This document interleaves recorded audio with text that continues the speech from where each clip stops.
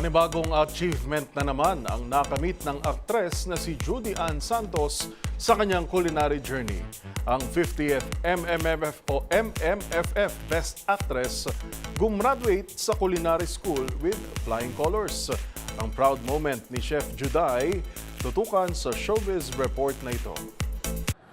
Best Actress na, Chef pa! All smiles si Judy Ann Santos nang ibidang natanggap na 2 gold medals sa kanyang graduation sa Center for Asian Culinary Studies. Nagtapos ang mom of 3 sa ilalim ng Professional Culinary Arts Program. Say pa ng 46-year-old actress, what a way to start 2025. Aniya, long overdue na raw ang graduation na ito dahil sa nagdaang COVID-19 pandemic.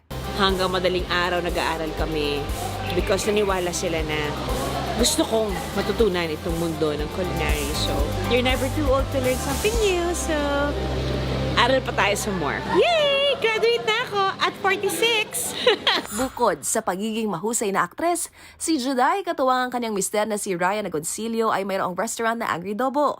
Nagkaroon na rin ito ng sariling cookbook at syempre patok din sa online community ang kanyang YouTube channel na Judy Ann's Kitchen. Habang nito nga lang nagdaang 50th Metro Manila Film Festival, nagbalik big screen si Juday para sa supernatural horror movie Espantaho kung saan nasungkit ito ang Best Actress Award sa Gabi ng Parangal. Para sa MBC TV Network News, ito po ang inyong Showbiz Angel ng DZRH TV, una sa Pilipinas, una sa Pilipino.